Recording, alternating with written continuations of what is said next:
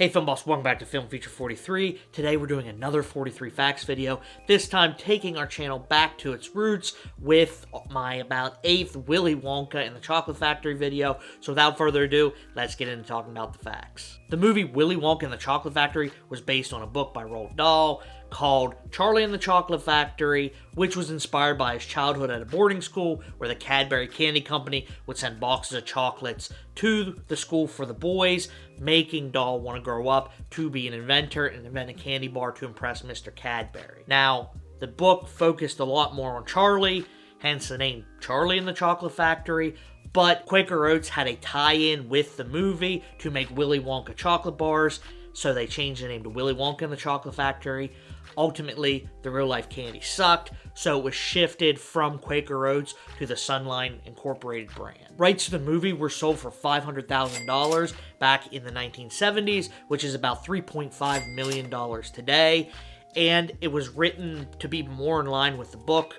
Dahl originally wrote it to be that way, but with the release of Wizard of Oz and Mary Poppins and the success that they had, the producers wanted this to be more of a musical, so David Seltzer was brought in to rewrite it as more of a musical, and he was not credited for that work. So producers shifted away from Charlie, made the movie a musical, and got rid of a lot of scenes in the movie, like the nut room scene, replacing it with the golden goose scene for budgetary reasons, and that made Roald Dahl very unhappy.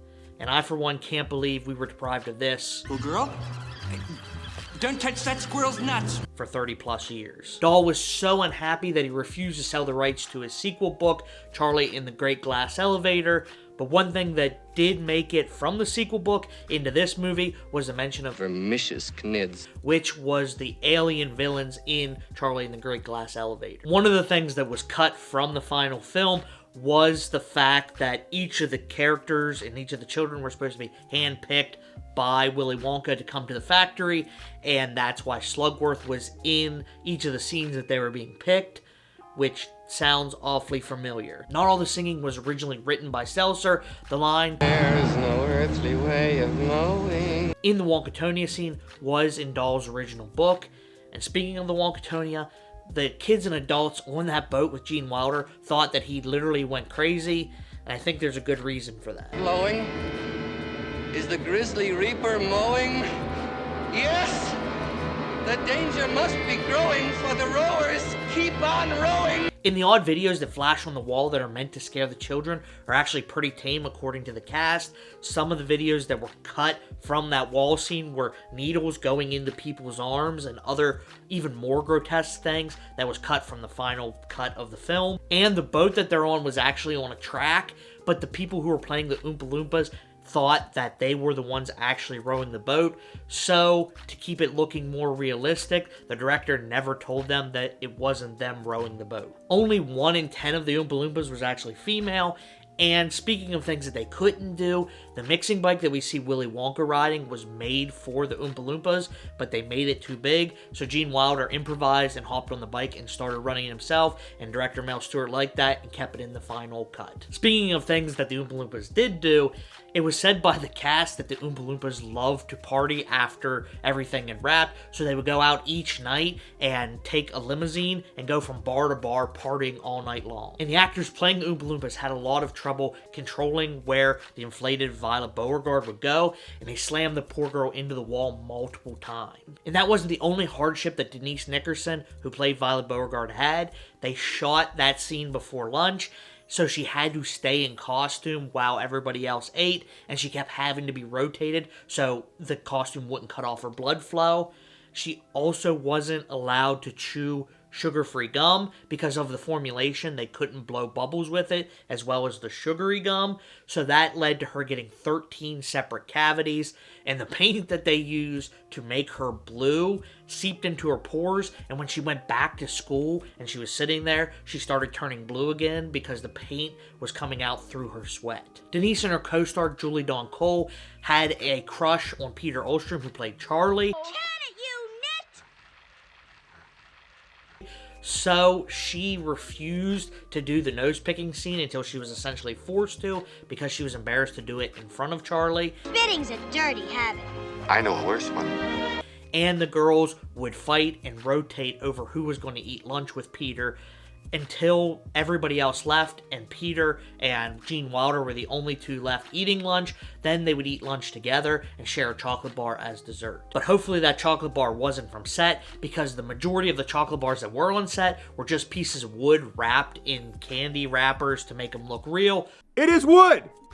In Cartersville, they took the chocolate out, they put wood in there! Or the real chocolate was shipped in from the United States to Germany, which made it extremely stale according to the cast. But that's not even the most nasty chocolate that was on set, because the chocolate river was made up of 150,000 gallons of water, chocolate, and cream all mixed together. It originally turned blood red and spoiled extremely quickly, leaving a nasty smell, and Michael Bollner, who played Augustus Gloop, had the unfortunate opportunity to fall into it 6 to 40 times, depending on who you ask.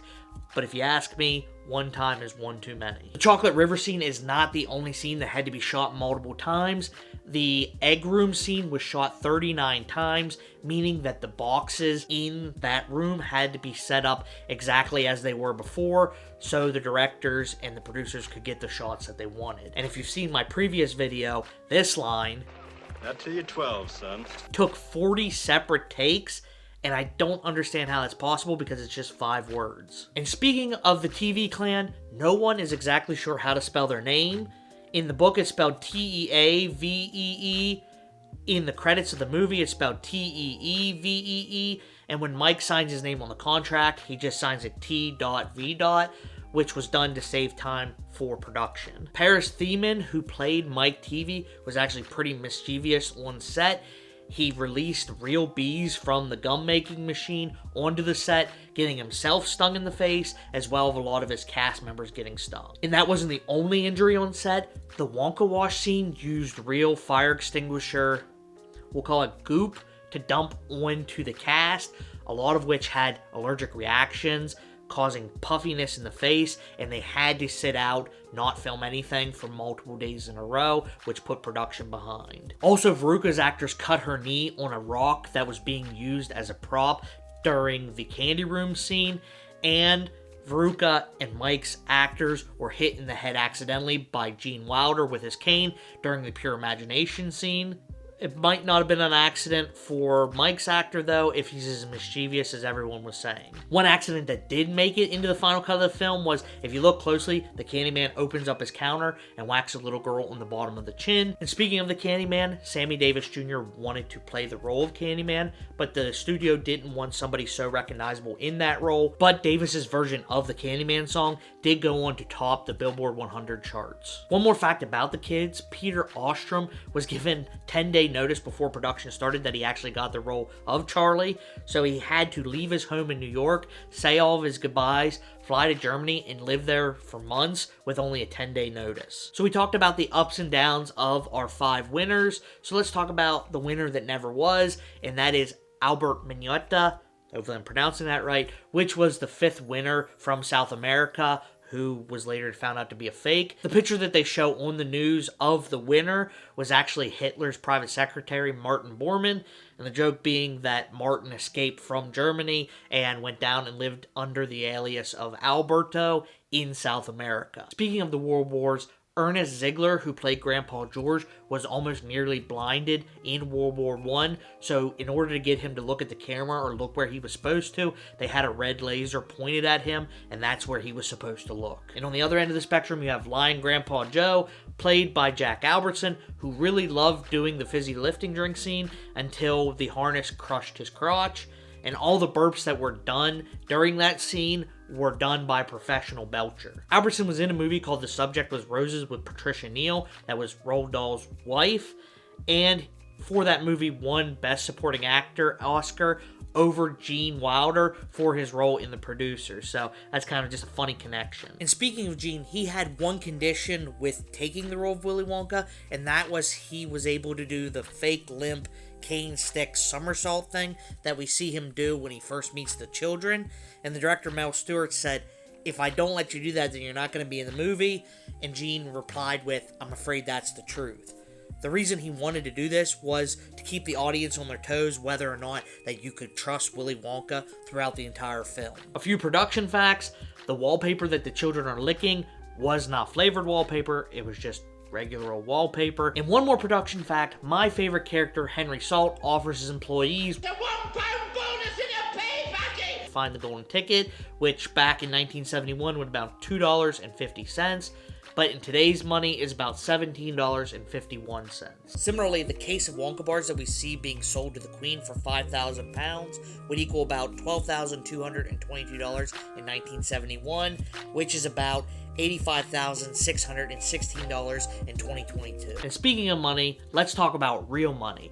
This movie made about $4 million on a $3 million budget, so it was kind of a flop. But it became a cult classic, and one of the Wonka suits in 2012 actually sold for $74,000, so you can say opinion about this movie has changed over the years.